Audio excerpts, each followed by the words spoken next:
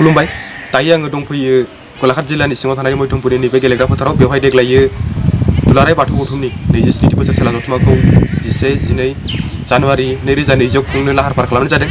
स' बिनिनो बानजाय आफादनिफ्राय माखासे खोथा मिथिना लानो नाजानि आरो बिनि प्रग्राम जायैनि सिगांनि जे परिबेस बेखौ आङो नोंथांमोननो दिन्थिनो नाजागोननि। थ' भिडिअखौ नायलांबाय थादो।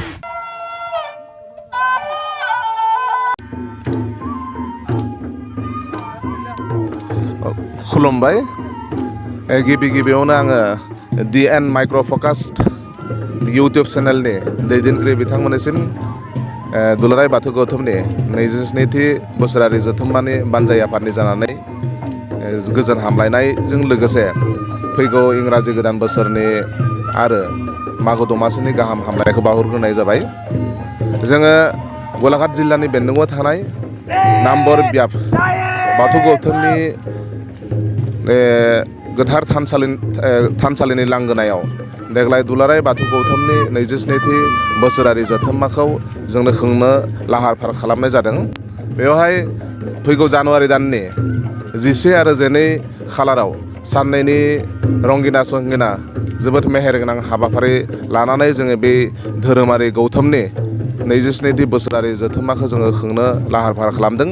बेयाव नोंथांमोना नुनो मोन्दों जोंनि बे थानसालिनि लांगोनायाव जोङो साननैसो सिगांनिफ्रायनो जोंनि दामनाय देनायजों लोगोसे जोंनि हारिमुवारि माखासे बिथिंखौ लानानै सांग्रांथि खालामनो थाखाय जोंनि मोसाखावरि गथ' गथायफोरखौ एबा सिख्ला उन्दै गथ'फोरखौ जोङो फोरोंनो आखायाव लादों। बेनि लोगोसे जाहाथे जोंनि बे दुलाराय बाथौ गौथुमनि 27थि बोसोरारि जथुम्माया साबसिननिफ्राय साबसिन जायो, साबसिन हामसिन जायो। बेनि थाखाय जोङो फरायसा गथ'फोरखौ लाफानानै जोङो मार्च पास्टनि NCCनि जोङो राहा खालामदों आरो दायो NCCनि जा फोरोंगिरि बिथांमोना गथ' गथायफोरखौ जोंनि बे फिल्डआवहाय बिथांमोनखौ NCCनि बा मार्च पास्टनि फोरोंगासिनो दङ।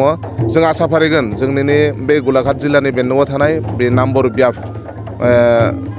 नामबर बियाबाव जागोन बे दुलाराय बाथौ गौथुमनि 27थि बोसोरारि जथुम्मानि गेजेरजों जोंनि सारा मुलुगावनो थानाय बर' माहारिनि सुबुंफोरा बा बर' माहारिनि मानसिफोरा धोरोमनि बेलायाव गावखौनो बावसोमनो हागोन आरो धोरोमनि जोंनि बिथिङा जोबोद दावगालांनो हागोन आरो जोंनि धोरोमनि माखासे थानाय जेंना जेंगोनाफोरखौबो सुस्रांनानै फोसावनाय फेहेरनाय एबा गोसारनाय बेलायावबो जोंनि दैदेनगिरिमोना बिदि गोख्रों मोनसे राहा लानो हागोन होननानै जोङो मिजिंथियो।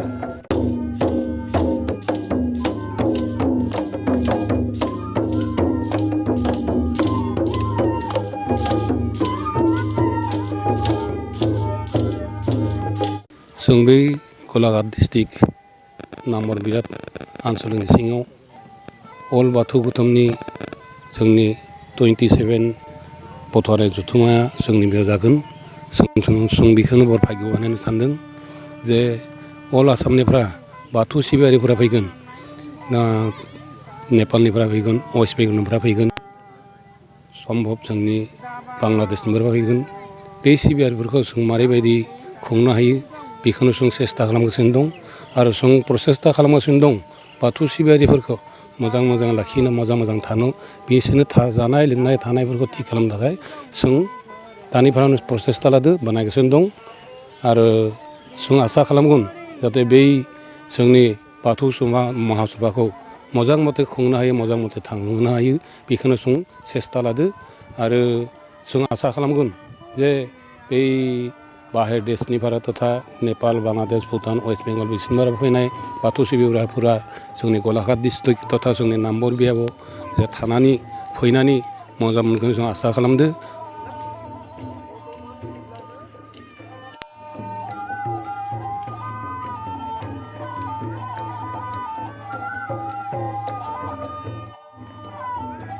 गिबियावनो DN माइक्र' फकासनि नोंथांमोनखौ आं सिबिनाय थाबाय।